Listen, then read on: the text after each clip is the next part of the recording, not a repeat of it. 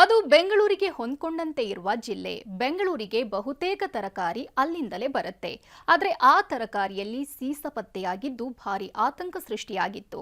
ಈಗ ಅದೇ ಜಿಲ್ಲೆಯಲ್ಲಿನ ನೀರಿನಲ್ಲಿ ಫ್ಲೋರೈಡ್ ಮತ್ತು ನೈಟ್ರೇಟ್ ಪತ್ತೆಯಾಗಿದ್ದು ಜನ ಭಯಗೊಂಡಿದ್ದಾರೆ.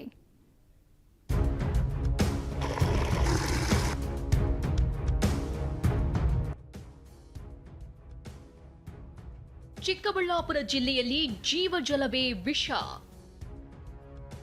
ತರಕಾರಿ ನಂತರ ನೀರಿನಲ್ಲಿಯೂ ಫ್ಲೋರೈಡ್ ನೈಟ್ರೇಟ್ ಪತ್ತೆ. ಬೆಂಗಳೂರಿಗೆ ಸರಬರಾಜಾಗೋ ಚಿಕ್ಕಬಳ್ಳಾಪುರದ ತರಕಾರಿಯಲ್ಲಿ ಇತ್ತೀಚೆಗೆ ಸೀಸ ಮತ್ತು ಕೀಟನಾಶಕ ಪತ್ತೆಯಾಗಿ ಜನರಿಗೆ ದಿಗಿಲು ಹುಟ್ಟಿಸಿತ್ತು. ಈಗ ಜಿಲ್ಲೆಯಲ್ಲಿ ಕುಡಿಯೋ ನೀರು ಸಹ ವಿಷಕಾರಿಯಾಗಿದೆ ಎನ್ನುವುದು ಪತ್ತೆಯಾಗಿದ್ದು ಜನರಿಗೆ ಭೀತಿ ಹುಟ್ಟಿಸಿದೆ.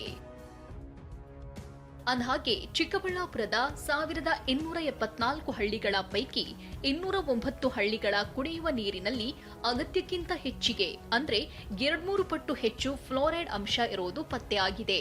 ಅಲ್ಲದೆ 282 ಹಳ್ಳಿಗಳ ನೀರಲ್ಲಿ ಅಗತ್ಯಕ್ಕಿಂತ ಹೆಚ್ಚಿನ ಪ್ರಮಾಣದ ನೈಟ್ರೇಟ್ ಕಂಡುಬಂದಿದೆ. ಬೋರ್ವೆಲ್ ಇರ್ಬೋದು, ನಮ್ಮ ಶುದ್ಧ ಕುಡಿಯುವ ಘಟಕ ಇರ್ಬೋದು, ಅಥವಾ OST ಇಂದ ಸ್ಯಾಂಪಲ್ಗಳನ್ನ ತೆಗೆದು ಅದನ್ನ ಟೆಸ್ಟ್ ಮಾಡ್ತೀವಿ. ಆ ಥರ ಟೆಸ್ಟ್ ಮಾಡಿರೋದ್ರಲ್ಲಿ ಸರಿಸುಮಾರು ಒಂದು 30% ಸ್ಯಾಂಪಲ್ಗಳಲ್ಲಿ ಎಸ್ಪೆಷಲಿ ಬೋರ್ವೆಲ್ ಮತ್ತು OST ಟ್ಯಾಂಕ್ಗಳಲ್ಲಿ ಮತ್ತು ಫ್ಲೋರೈಡ್ ಕಂಟ್ಯಾಮಿನೇಷನ್ ಕಂಡುಬಂದಿದ್ದು, ಇನ್ನೊಂದು 10% ನೈಟ್ರೇಟ್ ಕಂಟ್ಯಾಮಿನೇಷನ್ ಕಂಡುಬಂದಿದೆ.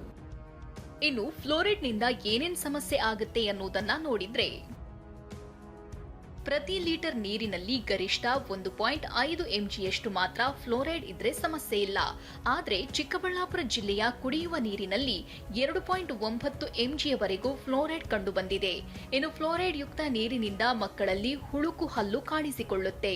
ಇನ್ನು ದೊಡ್ಡವರಿಗೆ ಮೈಕೈ ನೋವು, ಏದುಸಿರು ಅಥವಾ ಕಾಲು ಊತ ಬರುತ್ತೆ. ಜೊತೆಗೆ ಕಿಡ್ನಿ, ಲಿವರ್ ಸೇರಿ ಬಹು ಅಂಗಾಂಗ ಸಮಸ್ಯೆ ಕಾಣಿಸಿಕೊಳ್ಳುತ್ತೆ ಅಂತ ಜಿಲ್ಲಾ ಆರೋಗ್ಯಾಧಿಕಾರಿ ಎಚ್ಚರಿಸಿದ್ದಾರೆ. ಫ್ಲೋರೈಡ್ ಕಂಟೆಂಟ್ ಬರೋದ್ರಿಂದ ಮಕ್ಕಳಲ್ಲಿ ಡೆಂಟಲ್ ಫ್ಲೋರೋಸಿಸ್ ಆಗಿ ಅಲ್ಲೆಲ್ಲ ಉಳ್ಕಲ್ ರೀತಿಯಲ್ಲಾಗಿ, ಅದೇ ರೀತಿ ಸ್ಕೇಲಿಸ್ ಎಲ್ಲ ಡೆವಲಪ್ ಆಗಿ ಅಲ್ಲೂ ವೀಕ್ ಆಗ್ತದೆ.